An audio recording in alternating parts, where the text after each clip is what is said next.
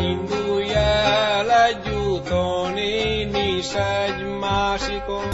Szólj rám, ha indulunk, szólj rám, ha indulunk. Országjárásra indul a Momentum.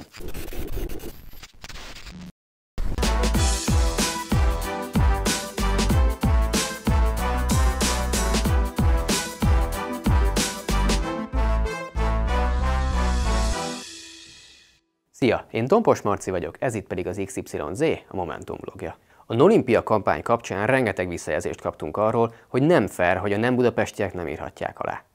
Ezzel teljesen egyetértünk, de kezdeni sajnos nem tudunk vele semmit, mert az országos kezdeményezést elkaszálták. Amivel viszont szeretnénk valamit kezdeni, az a számtalan helyi probléma.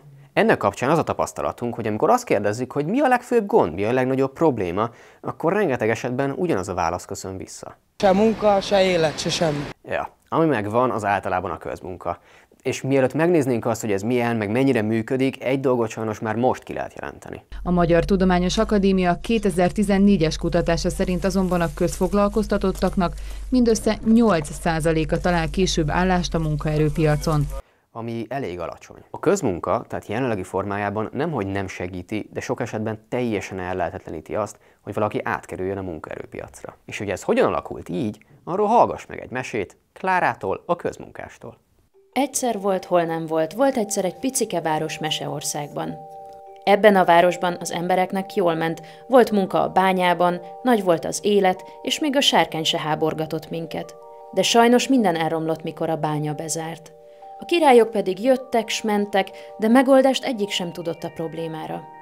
Végül az udvarban kitalálták, hogy mindenki dolgozzon a picike városért és picike aranyért. Ehhez azonban új szabályok is jártak, amit maga Narancsszáj polgármester hirdetett ki. Először is, ki a városnak dolgozik, nekem felel, harsogta. Másodszor, ha én mondom, akkor úgy van. De hát ez így nem túl igazságos, vetette közbe valaki a tömegből, mire Narancsszáj polgármester így válaszolt. Jó, akkor neked nincs munka. Van még valaki? Akkor harmadszor. Sorolta tovább. És azóta is így dolgozgatunk, míg meg nem buknak. És hogy itt van ez mennyire nem mese, azt szerintem te is jól tudod. A polgármesternek, ha valaki, megmondva az őszintét, nem a spanya, akkor ő azt nem alkalmazza. Mikor kiderült, hogy nem ő rá szavazok, akkor engemet rakott oda a temető leggyombolyosabb részére, hogy kaszálják ilyen akácfákat kézikaszával, csak ebben a céllal tett oda ki, hogy ki tudjon rúgni a munkából. Szép. De mondjuk azért azt hozzá kell tenni, hogy egy kis emberséggel és megértéssel ezt nagyon jól és nagyon hatékonyan is lehet csinálni. Mióta már megy ez az egész közmunkaprogram, ez már 3 éve megy, azóta én benne vagyok folyamatosan ebbe a közmunkaprogramba, és meg vagyok úgy vele elégedve.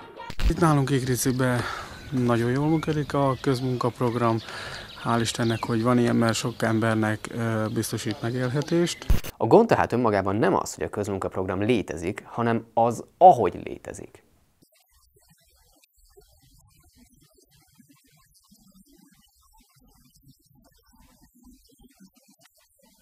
Erre, illetve az egész a közmunkához kapcsolódó kiskirálykodásra szerintünk vannak megoldások. Egyrészt kellene egy olyan ténylegesen objektív rendszer, ami eldönti, hogy ki kaphat közmunkát. Másrészt azok, akik bekerülnek, normális fizetést kell, hogy kapjanak, hiszen az egészen elképesztő, hogy egy teljes állásból sem tudsz megélni. Mondjuk, ez nem csak a közmunkásoknál van így. Főnővérként 120 ezret viszek haza. Szégyen.